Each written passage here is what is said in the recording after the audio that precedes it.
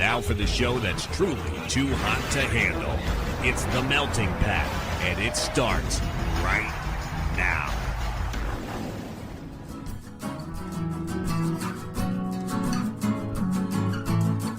You're listening to The Melting Pat. Here's your host, Pat Johnson. Well, thank you, Jerome. Hello, my friends. Welcome to the show, The Melting Pat. How's it going? My name is Pat. Welcome in. Thanks for being here. Normally, we go all over the map because I used to host 4 radio shows back in the day: sports, music, pro wrestling, and general chatter / pop culture. And so, yeah, mostly we, topic-wise, go all over the place, and we have a good time doing it, and we play a song, and we get to make some noises with our face. You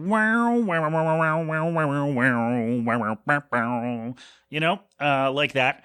And so that's normally how it goes. But today is a special day because we have a guest. Our dear friend, Jason Didner, is returning to the show to talk about his new album, which is out now, Asbury Heart. Go get it. I would recommend that you buy it on Bandcamp, because that way he actually gets the money instead of having to stream it 75 million times for a quarter or whatever, or for half a quarter on Spotify. So check that out. All the links to his things will be at the website, and so go check it out, meltingpat.com, themeltingpat.com, and more from him at jasondidner.com, JASONDIDNER.com. For more from him. We had a great chat about music and life and dad stuff and everything and not everything in between, but things in between. We had a good time, and it was great to have him back. And I'd like that this time, because the last time he and I had a chat, we were really crunched for time, even though like neither of us really knew it, and like we did, but we didn't address it. And so I felt really a little bit rushed. And this time we were still crunched for time, but we knew it, and we knew when we had to be done. And I feel like we got everything out of this conversation that we hoped, and it was a really good time. So you will hear that in just a moment, because one more time this season, we will hear from the captain. Flyer season did not end how we wanted, and the series with Carolina, I think, went as a lot of people expected. Not what we wanted as Flyers fans, but when you run into a buzzsaw like that, things are going to happen. They were one of the best teams in the league all year for a reason. Although, like the captain said, either last week or the week before, the Flyers at this point were playing with house money. So, young team, got a lot of good experience, and went further, I think, than a lot of people expected, and went further than the captain expected as well. So, we will. I'm doing all this just in case he gets too busy and he can't join us. But I'm hoping that he can, because we are going to turn it over for one more time this season to the captain, give us our official Flyers postmortem, and let us know what could be coming in the future for our guys in orange and black. So, good sir, once again, the floor is yours. Take it away. Hey, Flyers fans. Mark back at you again with your final Flyers update. Yeah! Woo! Guys, what a run. What a run. This will be my last update for you for the 2025-2026 Flyers season. They ended up getting swept out of the second round of the playoffs. The Hurricanes just were the better team. However, that's not what we're going to focus on. We're going to talk about how good this team was down the stretch. We're going to talk about how this team really gelled with the young kids coming back right after the Olympic break, just making it happen. Impactful players. These guys are really making this future bright for the Flyers. Now, I could recap all of this for hours and hours, but Pat says I need to wrap it up pretty soon. So let me get down to business. The top 3 things that we're going to be looking for in the offseason. What do the Flyers do, free agency-wise? Do they bring in a big name? They are still looking for that first-line center. Zegras seems to be slotting in as that second-line center, probably.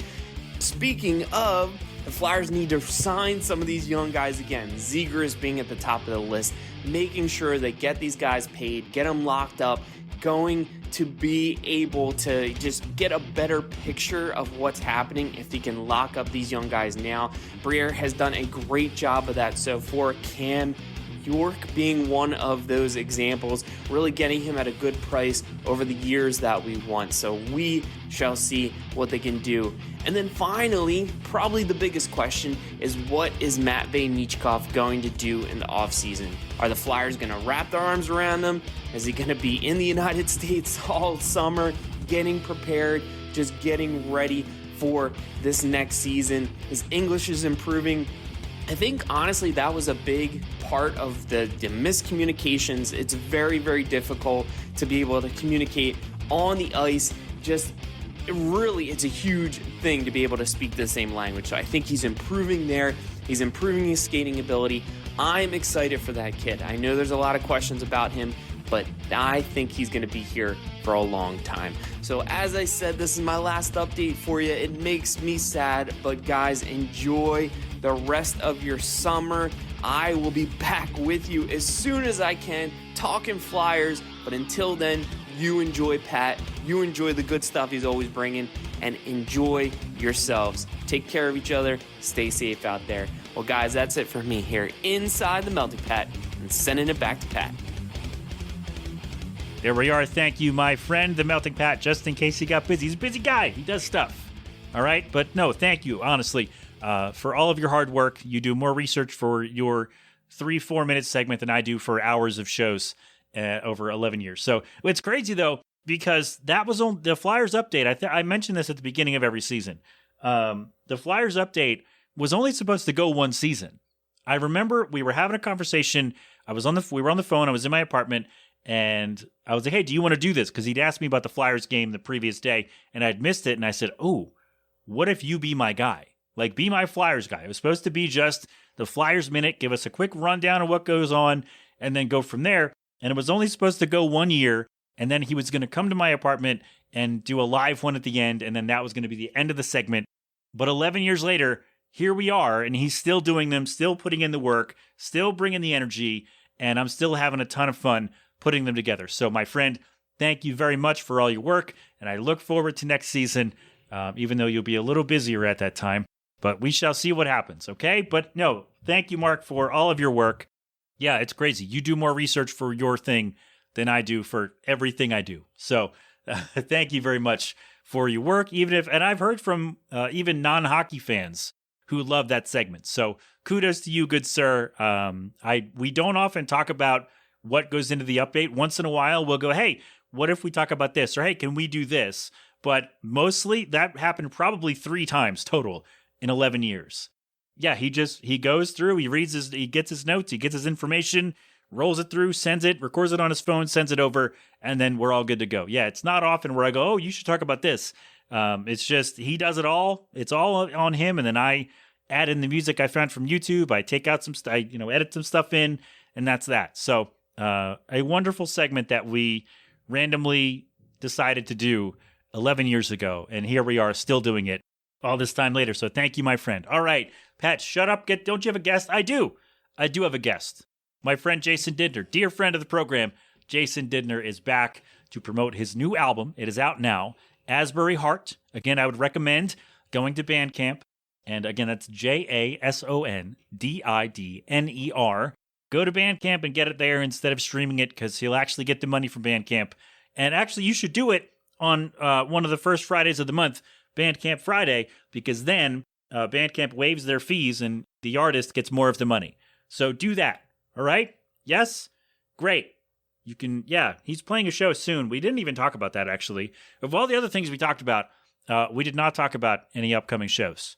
So my bad, but jasondidner.com should have all the information there. And again, his new record, Asbury Heart, it is out now. And we had a great chat.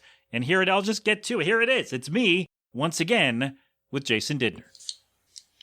Hey, man, thanks for coming back on the show. I appreciate your time. Happy to be here, Pat. And I like how excited you were to come back. That doesn't always happen, which is cool. So thank you for that. Where else am I going to get the mouth riffs? So you have a new album. By the time this episode is out, the album will be out. So congratulations on the release. Thank you. We're going to talk all about it, don't you worry. But I have a very important question for you first. Yeah. If you had to take what I'm going to now dub the presidential cognitive exam, Do you think you could pass? Person, woman, camera, man, TV. Aced it. Nailed it. Which one's the lion? I think the president is lying all the time. Yeah. It's like Hulk Hogan. When his mouth's moving, he's lying. Yep. Yeah. Just weird. Like, why? I should have set it up. We should have taken one. I should have taken it live right here with us. I should have made you take it right now. Just make sure. Look, just two guys in their early 30s yucking it up, right? That's that's right. We've both de-aged for this conversation. We're both in our mid-30s again. Nice. Way to go. I actually used AI to age in the opposite direction after Trump attacked Springsteen. And Springsteen became more popular and sold more tickets. I'm like, ooh, this might work on me. So I created a character, Ronald Rump, and I wrote a mean post about me. It was one where it showed an artificially aged picture of Springsteen, who's already 76 and looks good for his age, but they put liver spots and blacked out teeth on him. So I did that to me. So that's the only time I've ever used AI to change my age. There you go. There you go. And you used up about 19 gallons of water to do it. So there you are. So there's that. It's your fault, Jason. Only you. Only you. Yeah, I think we'd be okay with a cognitive test. I think we'd be all right. Or I hope so. Agreed. So you have a new album, Asbury Heart. It is, like I said, when this comes out, it's out now. So the cover art, it's the Paramount Theater, correct? Yeah, the convention hall, which has the Paramount Theater attached to it. Okay. Fortunately, that's getting repaired. Oh, good. Okay. And in the, I'm going to share the cover art on the website. Is that you standing in the door there? The reflection in the door? Is that you? That could be. My 15-year-old daughter took the picture.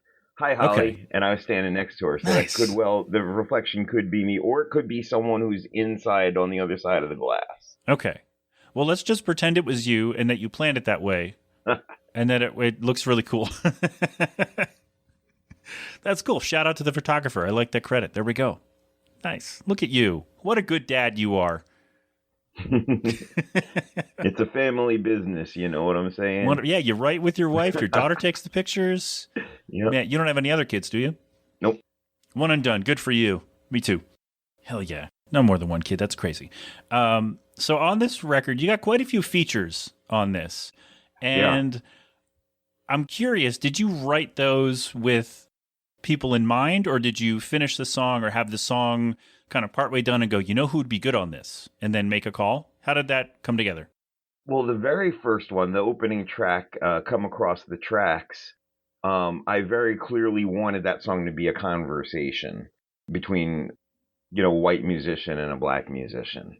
And I really struck gold when, Rostafa freed up some time to be able to come and do that. Because he's an actor as well as a singer, and that really shows up in his vocal performance. Yeah, and it's great. Like this whole record is filled with like the features. Everyone nailed it, and it just feels like you found all the right, like you said, you struck gold. You found all the right people to bring these songs, bring the messages of these songs, really let it all fully kind of come out and go, yes, this is the story we're telling here, and these are the people who now have helped make that happen. So kudos to all of the people, and whether they asked you or you called them, good job, everybody all around. Yeah, so Diego, Carol, Kevin, John, you guys are awesome. Yeah, everybody nailed it. We played the one with John Caspi on vocals, John right? Caspi, Yeah, we did play that one. DIY, a real punk barn burner. Yeah, and that's really like the story of that one. There's a lyric about like the Suits forgot how to rock, right? Yeah, opening line. When they realized, we can make money from this. Like, we don't care about the other stuff. Just get us all the money. And then in that, they lose it's like all these techno dorks that are running things today, right? They lose sight of what is making people want the thing, and they're just getting to the end. Like generating your music with AI, right? You're just getting to the end, and you're not in the process and bringing people along with you to feel what you're feeling in the process too. Yeah, yeah, it is a weird jump. I run several Spotify playlists of fellow artists, because I believe in community and cross promoting. And one guy sent me a song where the vocal performance sounded like way too good for it to be like an independent artist doing this on their own dime. And offline, before I decided what to do with it, I asked him who sang that, having a pretty strong idea who or what sang it. So he told me that it was a character he created. And then I kind of got to the question, is it AI? And he said yes. And then I came up with an idea. Okay, what I need to do is I need to make a playlist just for stuff created in collaboration with AI, just so that I'm not trying to fool people into thinking that this is a person's vocal. So separating the generated stuff from the real people stuff. Yeah. Okay. So it sounded too refined, or did it sound like plastic, like a lot of the early Suno? Like, I've used Suno a few times, and the earlier stuff sounded like fake and plastic and like, oh, this is clearly AI. But was this a case of it just sounded too polished? Yeah, I mean, it sounded like someone who sells out arenas. Okay. You know what I mean? And it sounded like it had, millions of dollars behind it, when the playlists that I run, the people I promote, are doing this stuff in their basements. Yes, I recorded my record in my basement as well. That's how I did this one, Asbury Heart, and all the ones before it. So what's your setup like? You have like a legit studio, or is it you're surrounded by curtains like me? Well, there's photos, if you look at the photos section of my website, of me in there, and it's a carpeted basement, kind of finished with wooden panels, not the ideal acoustics, but I have one of those mic stands with the with the backstop behind it with the foam, so yeah, it does help absorb some of that sound. Nice. Okay. And so yeah, you're a true DIYer then. This is very great. much so. I just record right into my laptop. Yeah. Oh, that's fantastic. Yeah, I did that. I was in the other room, which is a converted garage, and I had these big cubicle panels that I stole from my office. They were given to me. I didn't steal them. And so yeah, I had those up, had some foam panels, had these curtains actually. And then yeah, did all the vocals in that little room, and it sounded like it. It definitely sounded like it. But it's just cool, like, yeah, this is the space we have to do this, and we have things we want to do, and why spend, hundreds of thousands of dollars to go somewhere else when I can outfit this room as best I can and do it right here. By the way, those cubicle panels would be perfect for my music video for a song called Cubicle. Oh man, I don't have them anymore because we had a leak in that room, so I had to get rid of a lot of stuff. If I had them though, I would help you out. It's something I wrote and recorded in the 90s when I had an entry-level cubicle job. Wow. Into a Talkboy recorder? I actually went into a studio for that. A musician friend of mine produced it. Wow. Mr. Moneybags back in the 90s. Wow. Yeah, it's good to know people. That's true, yeah. Well, having a kid saps a lot of your money, right? So, yeah. So you had to go DIY. Eventually you get there if you want to keep making the stuff, yeah. It's pretty cool, though, like how far the tech has advanced in the last couple of decades to where you still have to have some level of talent and some level of skill, but anybody can theoretically fire up their laptop, fire up their phone even, in some cases, and record a song with minimal expense to themselves. It's really fantastic. Yeah. If you have the patience and the belief that if you made a mistake in your take, that you have a better one in you. It takes that, and it takes the idea that you have the patience to edit your stuff meticulously as well. I learned a lot of that doing this show. Meticulous editing. I just heard you saying that on an episode. Just you get faster at it. You do. You get better at it the more you do it, and recognizing that, I could hit that a little better. I can actually nail that note, or I can I can sing it like this instead. Yeah. Which is the worst part about making music for me is recording vocals and then re-recording vocals and then re-recording vocals again and then going, man, how do I? And you want to throw your computer into the sun, and it's a lot. So kudos to you for I've made one record, and you've made, I don't know, 5, right? This is number 6. Oh, I was so close. Plus 2 kids' albums. All right, so I was further away. All right, well, I tried. I tried. I don't have that written down. I'm not that prepared, but I. Well, that's why you asked the question, right? We're doing this on the lunch break, Jason. That's why. Yeah, this is not all like wired in here. Like it's like you got to play the games, you got to ask the questions, and then you see what the answers are. That's what an interview is. Yeah, I don't have a producer in my ear going, "No, he's got 7 albums, you dope." So yeah, right. That would be helpful if I did. I would love to have that. Well, this is DIY too. Yeah, absolutely. I've spent a bit of money on this over the years, but yeah, absolutely DIY. It's really fun. So the record named Asbury Heart, you're an Asbury Park, New Jersey guy, correct? I live in North Jersey, but okay. I feel a very strong pull to Asbury Park. Okay. So what's your, unrelated to the record, but sort of because it's in the title, what's your shore point? I'd say it's Asbury. Asbury? Okay. Yeah. It's become more so because, for one thing, further down this shore has become very uncomfortably MAGA for my blood.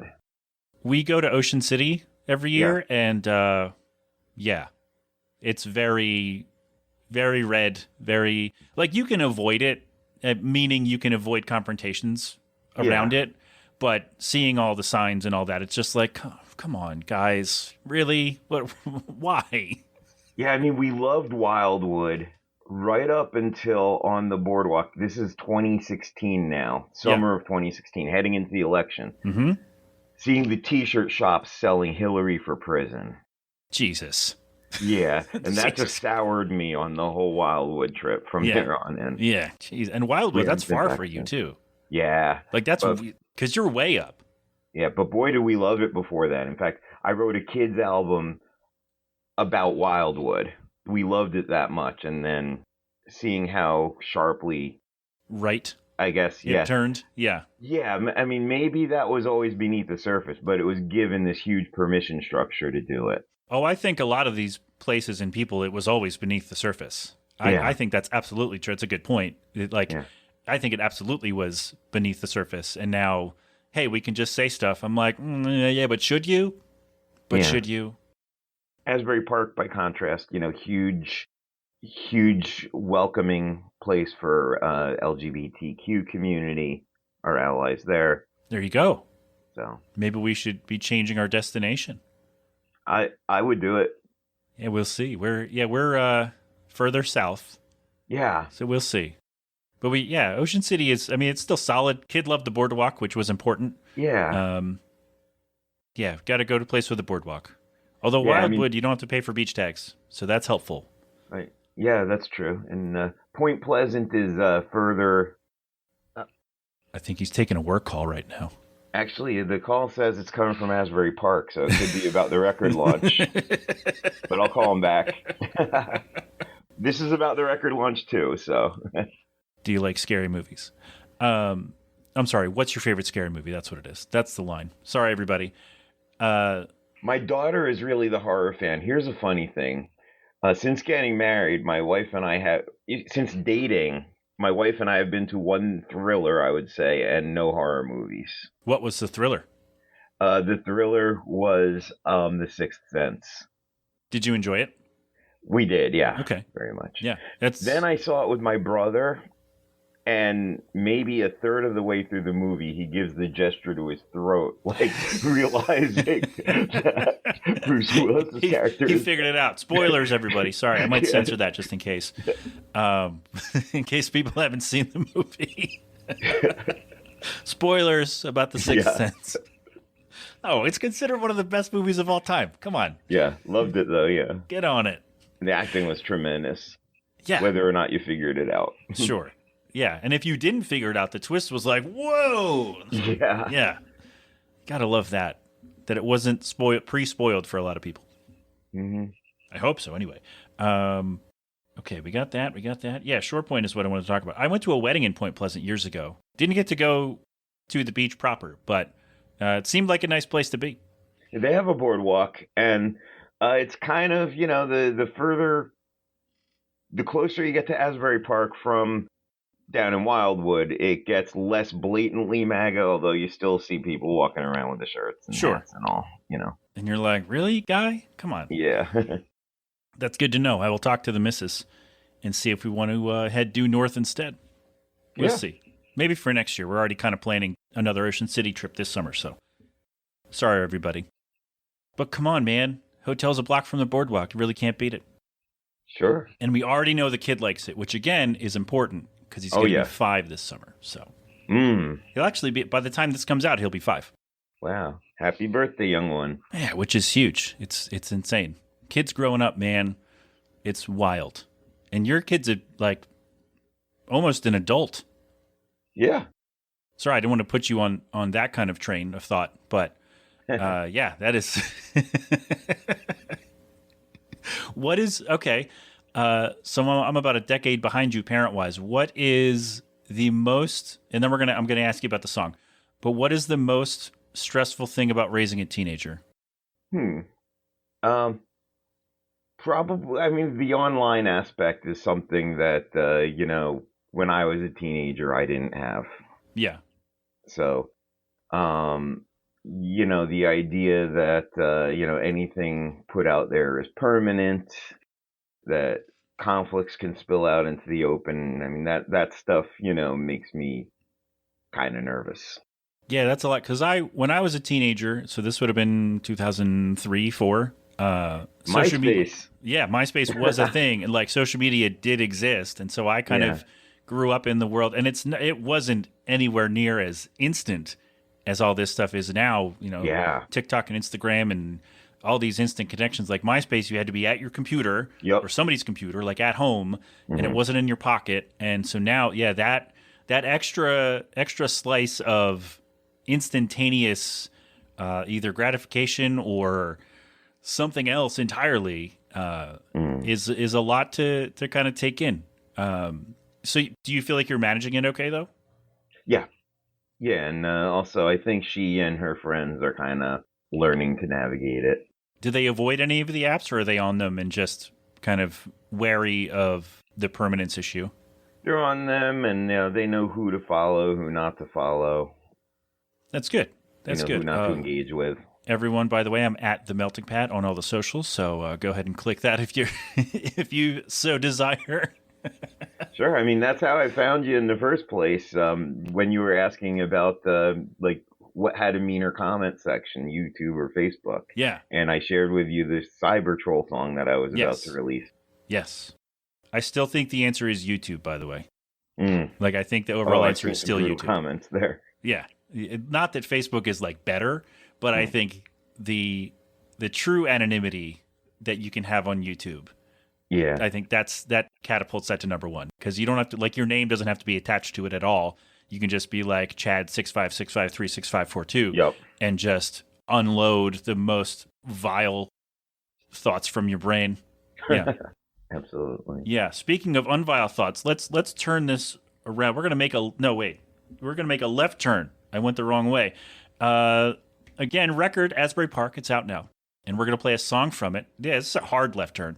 But we're gonna play a song from it called "Not Young, Still Hungry." So I want to hear all about this one. How did this one come together? How did you? What was the planning stage like? How did the recording go? And how do you think it turned out? Lyrics came first, and the inspiration for the first draft of the lyrics was there is a song contest run by an over 50 music organization called Talent is Timeless. So thinking about songs that reflect on where I am in life, my age, I'm 55. No, we're early 30s now. Okay. 35 thanks to the power of AI, used in the opposite direction than I've actually used it. Yes. So as a musician of a certain age, still doing the thing, even with life, with responsibilities that come with it, family, work, still carving out time to be the artist that's in me, and to still do the thing past the age where people might expect to, especially if it's not bringing in a full-time income. Yeah, so still kind of, I want to say like bucking norms almost, right? Where you're still going out doing the thing, making the towns, as wrestlers like to say, beyond when people would have given up. Mm-hmm. Yeah, good for you. Yeah, and this the song, so not young, still hungry. It's about like you think about someone who's young and hungry and like motivated, driven to do the thing. And I guess now it's more about finding ways to do it with the time and resources I have.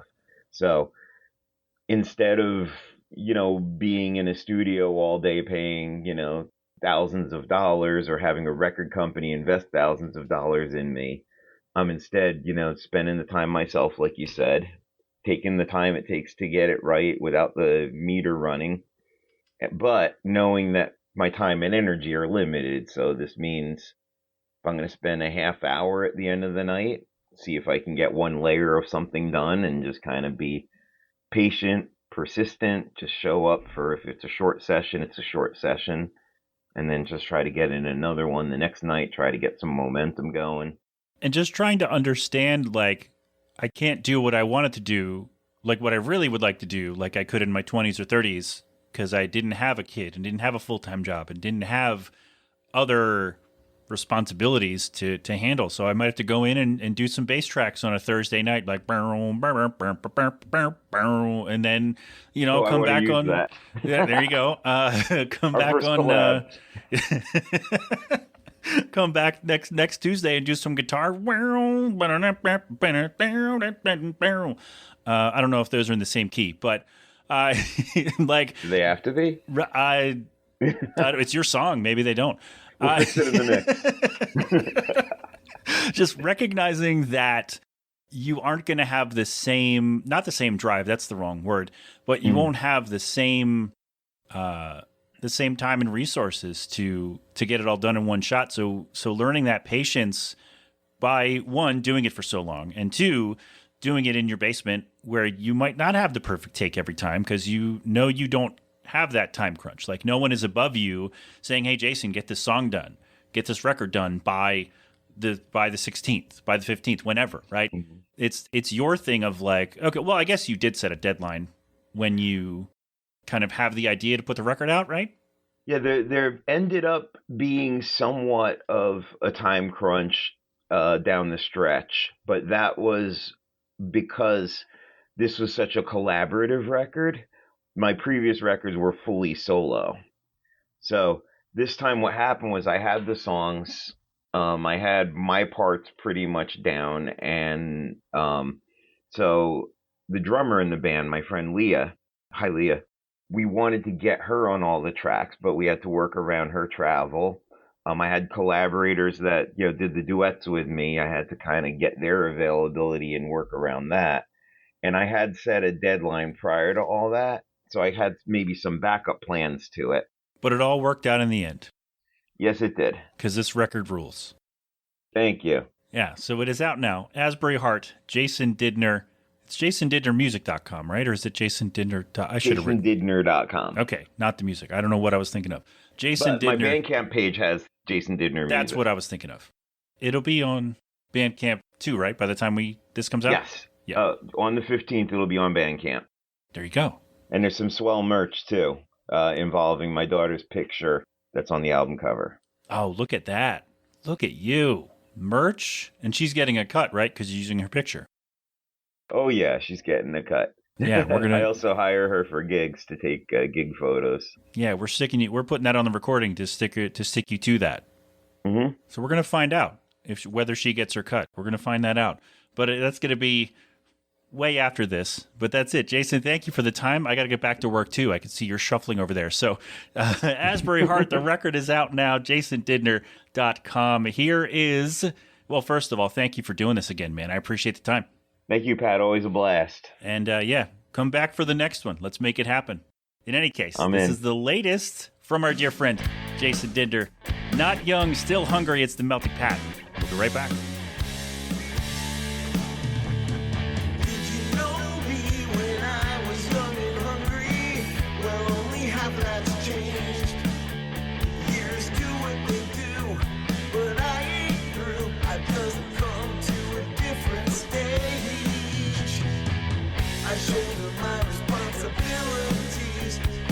Music plays on inside of me.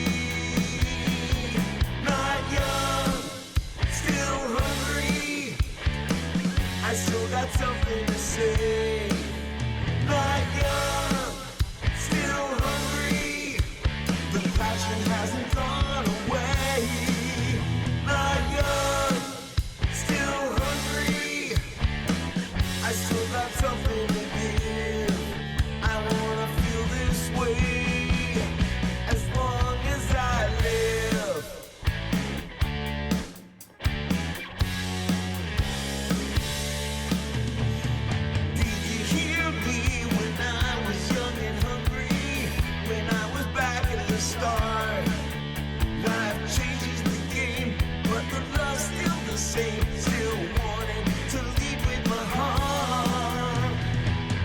Shoulder my responsibilities while the fire burns on inside of me. Not young, still hungry. I still got something to say. Not young, still hungry. The passion hasn't gone away. Not young, still hungry. I still got something to give. I wanna feel this way as long as I live.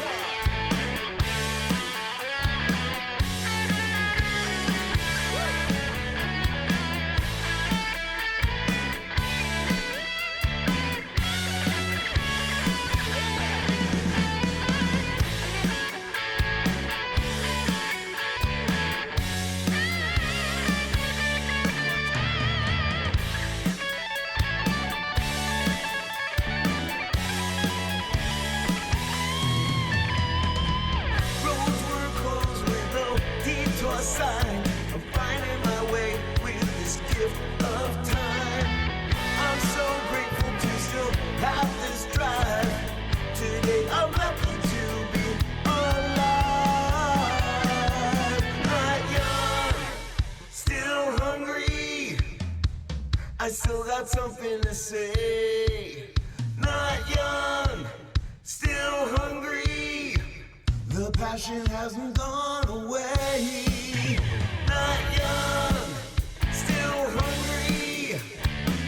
I still got something to give. I wanna feel this way as long as I live. Still hungry. Oh, yeah, yeah. Still hungry.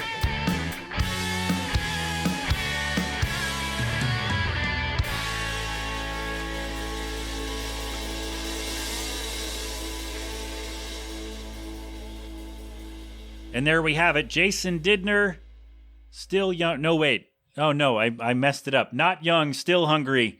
The Melting Pat, we're back. Asbury Heart, the new record. We did mouth riffs in the interview, so I didn't. I don't have to do one again. And we did a little singing at the top of the show, didn't we? Or no, we did a mouth riff at the top of the show. So there you go. Not young, still hungry. There you go. Is that anything?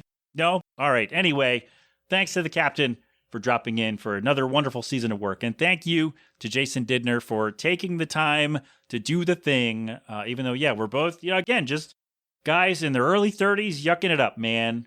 Yucking it up. We had a great time. Again, jasondidner.com for more from him. Tell him I said hello and he'll go, that guy? Yeah, we like that guy. Or not, I don't know. And make sure his daughter gets paid for those pictures that she takes of his shows. All right? Yes, go get the record, Asbury Heart, and go tell them I said hello. If you go to a show, tell them I said hi.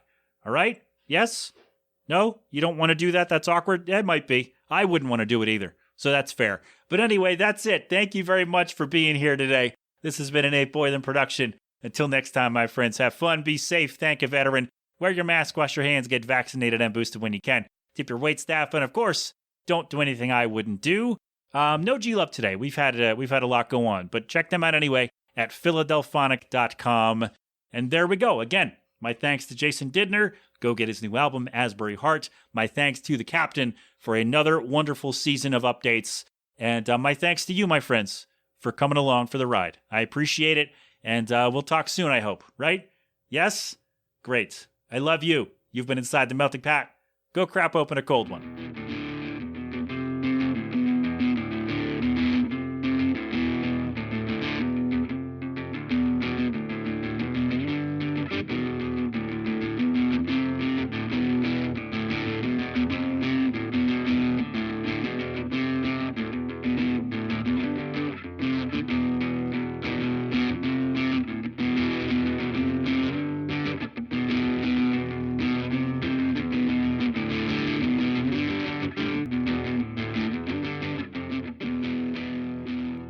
Jesus Christ.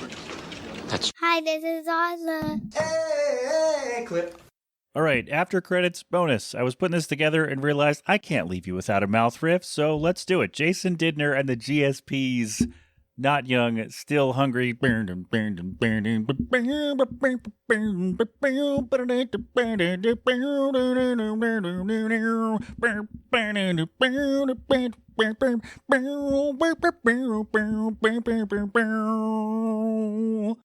There we go. Little bonus, little end. I'm holding the microphone stand, so it's going to sound a little off, but you know what? I'm going to make sure. We might have to try this again. But in any case, now you can go crap open a cold one.